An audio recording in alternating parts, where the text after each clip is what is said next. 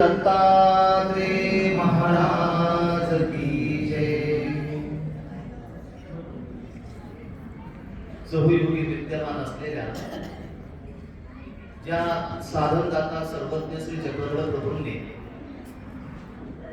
तुम्हा आम्हा सर्वांच्या धर्मरूप साधनेमध्ये श्री दत्तात्रेय प्रभूंचं किती महत्वाचं स्थान आहे आणि ज्या अवताराचा परिचय आम्हाला आमच्या साधनदात्या सर्वज्ञ श्री चक्रधर प्रभूंनी करून दिला, त्या अमोघ दर्शन असलेल्या श्री दत्तात्रेय प्रभूंच्या अवतार दिनाच्या निमित्ताने आज आपण सर्वजण अत्यंत आनंदाने आणि श्रद्धाशील अंतकरणाने एकत्रितपणे या धर्मसभेमध्ये उपस्थित झालेलो आहोत। आपल्या सर्वांच्या धर्मरूप साधनेचं अहोभाग्य हे आजच्या या धर्मसभेला लाभलेले अध्यक्ष,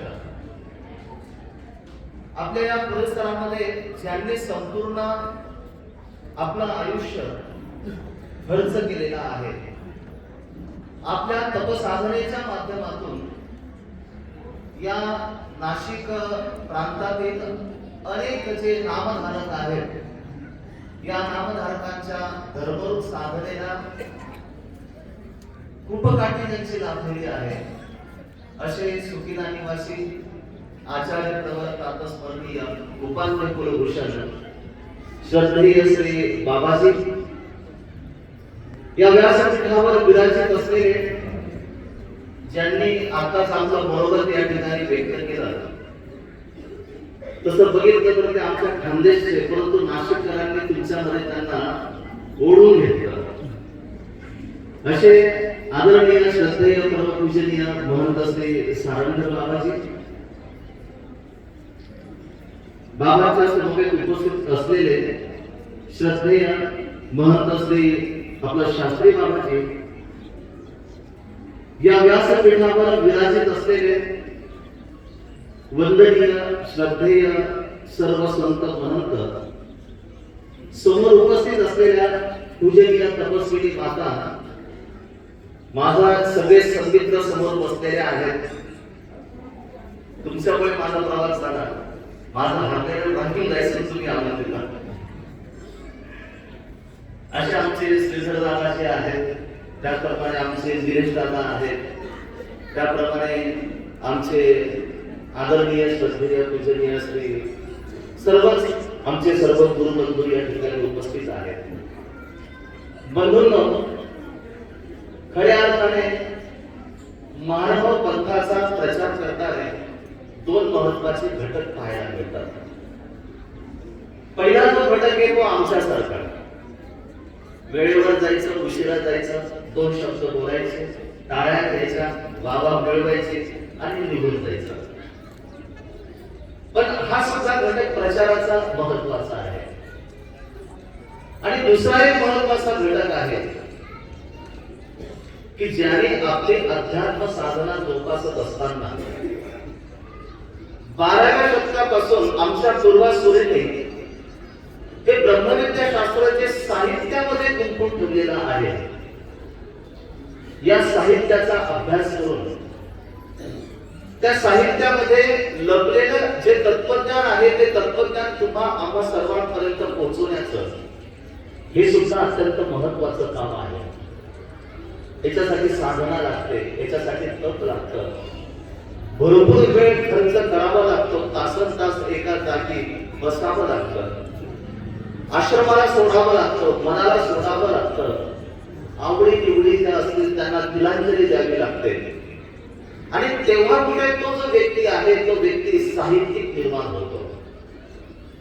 आज बोलणारे भरपूर आहेत, पण साहित्याच्या सेवेने जर विचार जर केला तर साहित्याची पूजा करणारे, साहित्याची सेवा करणारे अशा अनर्थ रत्नाकडे जर आपण जर बघितलं तर ते म्हणजे मनुष्यानां सहस्रेषु, आणि त्यातीलच एक अमौलिक अशा प्रकारचं रत्न की ज्यांनी आजच्या या कार्यक्रमाचं आयोजन केलेलं आहे, असे आदरणीय श्रद्धेय परमपूजनीय आमचे श्री बाबाजी त्याचप्रमाणे ज्यांनी मला आपल्यापर्यंत या ठिकाणी उपस्थित केलं असे आमचे आदरणीय श्री नागाजी आणि सशस्त्र भावनेने जमलेले आपण सर्व. खरं तर आज आपण सर्वजण श्री दत्तात्रय प्रभूंचा अवतार दिन संपन्न करत आहोत. किरण दादाने मला फोन केला, त्यांनी सांगितलं की तुम्हाला अवतार दिनाला यायचं आहे. मी म्हटलं अवतार दिनाला यायला शक्य नाही. ते म्हटले की आमचा अवतार दिन हा सुट्टीचा दिवशी असतो. मी म्हटलं काय हरकत नाही, ही खूप आनंदाची गोष्ट आहे. ज्या दिवशी अवतार दिन असेल त्या दिवशी आपण सर्वजण तो साजरा तर करतोच, परंतु आपल्या अवतीभोवती जेथे अवतार दिन म्हणून संपन्न होत असतो त्यावेळेच्या जर तारखेमध्ये जर बदल जर झाला तर सर्व साधनांना त्या ज्ञान सत्राचा, त्या संत दर्शनाचा लाभ घेता येऊ शकतो. आणि म्हणून पंथातील असलेला हा जो विचार आहे हा अत्यंत महत्वाचा असलेला विचार आहे. कारण सर्वज्ञ श्री चक्रधर स्वामींनी श्री दत्तात्रय प्रभू आम्हाला समजावून सांगत असताना श्री दत्तात्रय प्रभूंची जी साधना आहे त्या साधनेवर सर्वज्ञ श्री चक्रधर स्वामींनी प्रामुख्याने प्रकाश टाकलेला आहे.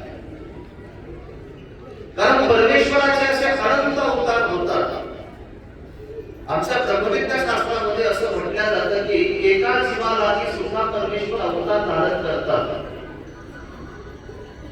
ज्या हेतूने परमेश्वराने अवतार धारण केलेला आहे त्या अवताराचं कार्य संपलं की तो अवतार पुन्हा आपल्या मूळ स्वरूपे म्हणजे निजधामाला ते विजय करतात.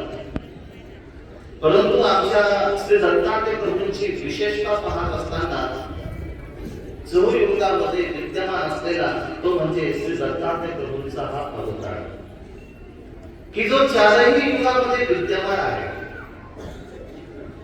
ब्रह्मविद्या शास्त्रामध्ये श्री दत्तात्रय प्रभूंच्या प्रामुख्याने एकूण 11 विशेषता सांगितल्या जातात. इतर अवतारांपेक्षा या अवताराची वेगळीता काय आहे तर 11 प्रकार त्याच्यामध्ये तेथे सांगितलेले आहेत. आणि यामध्ये हा महत्वाचा एक प्रकार सांगितला की चहुयुगी विद्यमान असलेला एकमेव